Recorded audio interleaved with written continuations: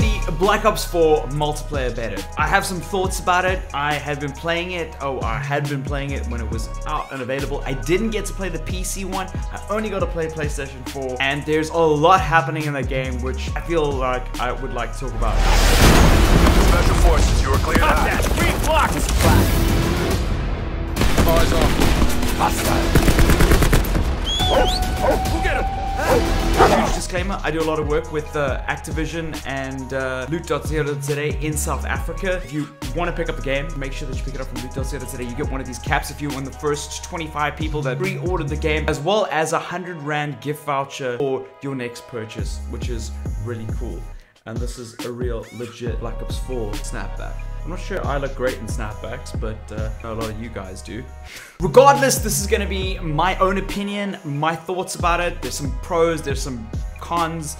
There's a whole bunch of information that you probably need to know before you go out and pre-order it. I'm just going to try paint an accurate description of what I thought of the game, and if you guys played the beta, please drop some comments down below on what your thoughts were. Do you agree? Do you disagree with me? Let's start talking about this game. I think it's going to be pretty positive, and I think we're going to be playing quite a bit of this, but probably not in the ways that we were expecting. Breach and clear. We got this. 9 bang out. Go. Top kill. Let's get the... They're pushing. Going C.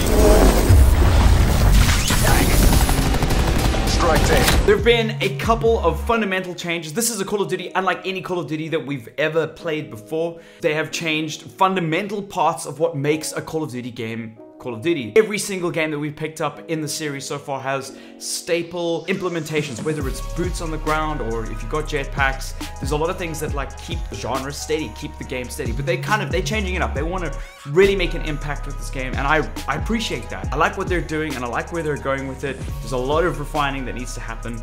But the first thing I'd like to talk about is the mini-map on the top left-hand side of the screen.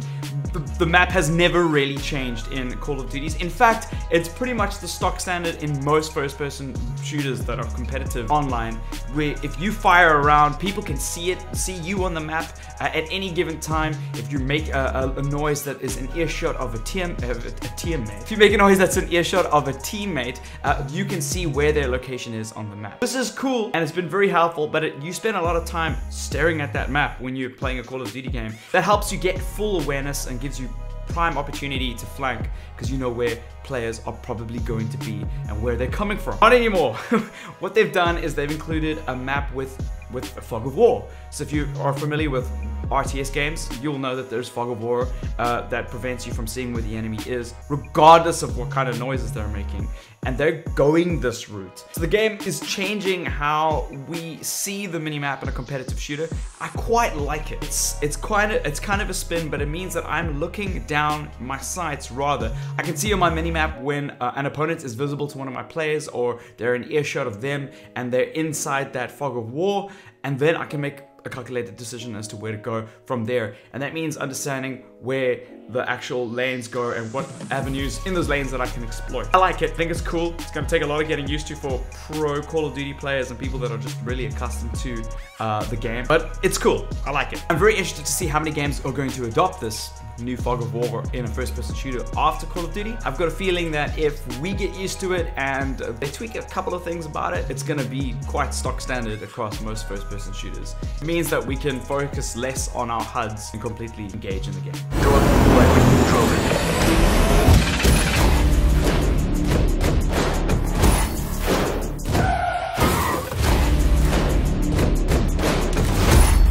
Defend all zones. Hostiles have the bomb.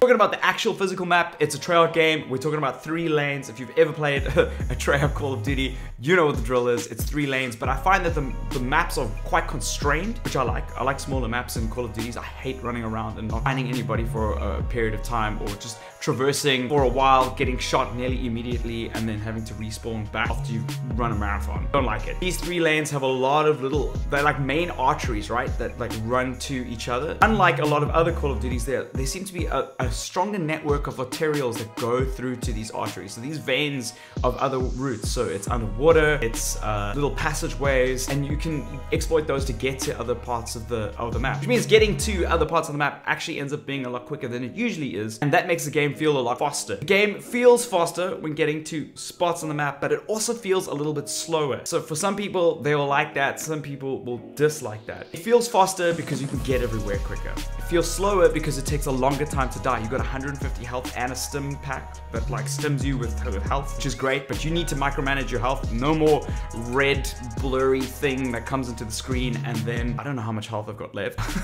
You've got like a physical number, like 150, it goes up and down, and you can increase your health and get your health to max by micromanaging that, pressing the L1 button on PlayStation, and then getting that full health. I like it. I think that's a very cool addition. But it also means that because it's slower, you're gonna have to be more tactical. And I think what they want you to do is to consider a lot of the map awareness. Obviously TDM is there, but TDM seems like it's nearly tacked on. Control is the biggest part of this experience. Control is a new game mode that they've put in. I think it's going to be the new competitive mode. It's kind of like domination, but also with a little bit of Rainbow Six Siege in there, which means you're probably not going to want to jump in public. We played on public servers, obviously, but when I got a squad together and we were able to just shout at each other and give each other commands, let each other know where enemies are, because of the fog of war, we needed to communicate where people were coming from. That made the experience a lot better than if we were just jumping into a public game, and I really enjoyed that game mode. I really thought that was the way that we're going to start playing Call of Duties from now on. TDM is great. The Chaos TDM, as they're calling it,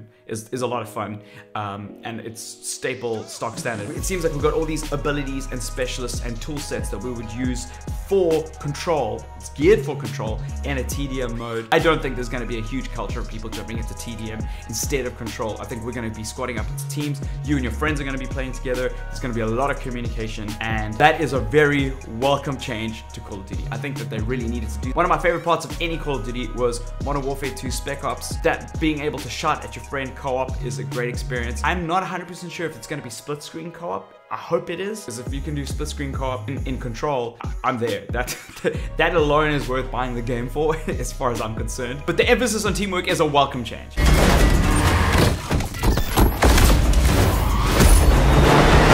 team inbound. Gunship overhead. We got this.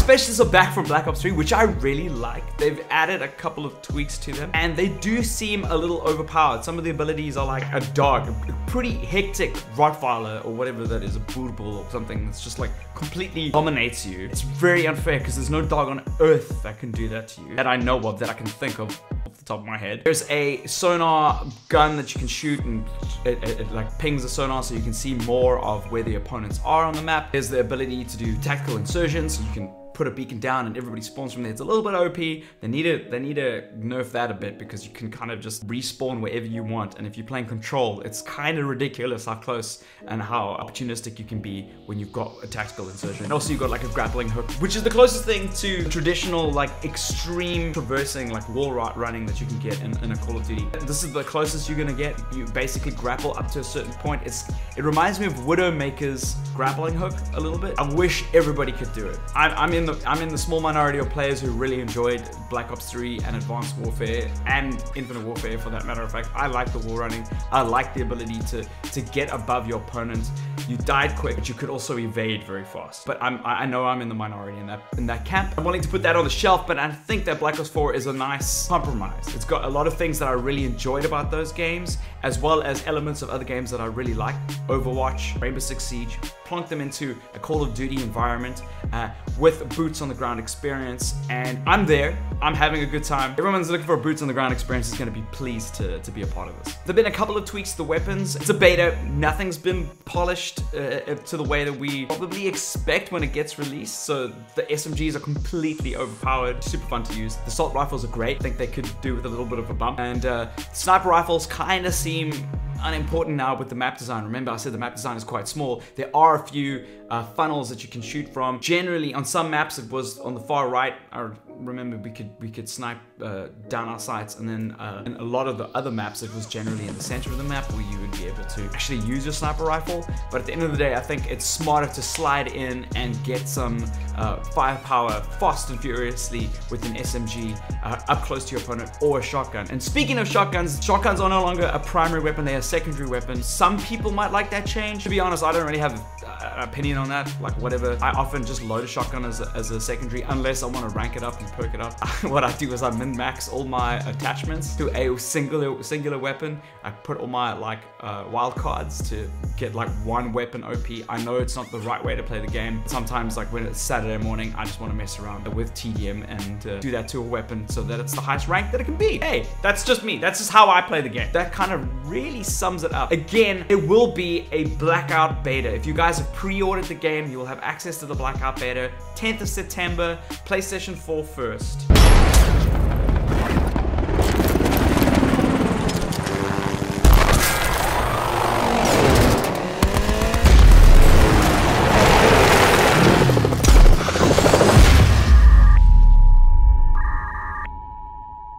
That is the game mode I think all of us are going to be playing. I'm not 100% sure how they're going to be handling specialists, if specialists are even going to be a part of the experience. You know how Battle Royale works. You jump into a part of the map, you pick up a strange weapon, everybody's on equal footing. I don't know if you're going to be able to do that where everybody's in a squad. There is a squad mode, we're calling it quads, where you can get a whole bunch of your own abilities from your specialists. I don't know if that's going to be the case. We're going to find out when they drop Blackout. But honestly, I think this is where Call of Duty is going to really shine this year. I think the control is great if you really enjoy tactical shooters, if you really enjoy team play, if you really enjoy Call of Duty's really successful use of weapons in games. They know how to make a game feel good, and all the weapons feel they feel incredible. And Call of Duty know how to do that, especially Treyarch. Treyarch have got a great track record when it comes to map design. So I'm really like what they're putting out there. I think this game has to be polished. There are a couple of things that aren't right now. Guns are a little bit OP. Some of the maps probably need to be adjusted. Specialist abilities like the tactical insurgent need to be fixed, because right now that is pretty crazy. Unless there's a counter. Remember, like, games are weird. Like, you might think that a Zerg Rush in StarCraft is broken, but if there's a proper counter to it, then it's not broken really. You need to just step up and know what it is. I'm not 100% sure what the counter is for a tactical insertion. But yeah, you guys let me know. Remember, if you guys want to pre-order the game, get it from loot.co.za. You can pick up one of these official Call of Duty snapbacks. It's even got this official memorabilia up here. I dig it. I dig it. I like the fact that they've been able to do this. And you get 100 Rand off your next purchase once you receive the game, which is really cool. Only for the first 25 people that pre-order, and it's legacy. So if you guys have pre-ordered the game already without knowing about this stuff, you guys can get it as well. Let me know what your thoughts are on Black Ops 4. Will you be picking up a copy? Are you giving it a miss this year? Are you waiting until launch? Or are you waiting for your mom to buy it for you?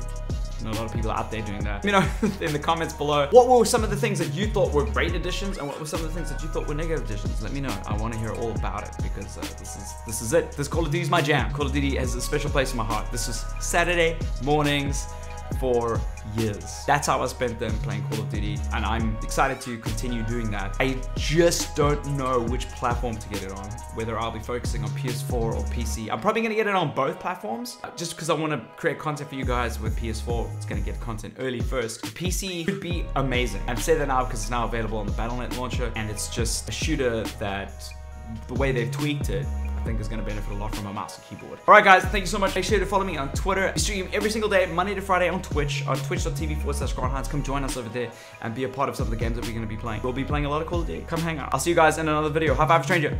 Cheers.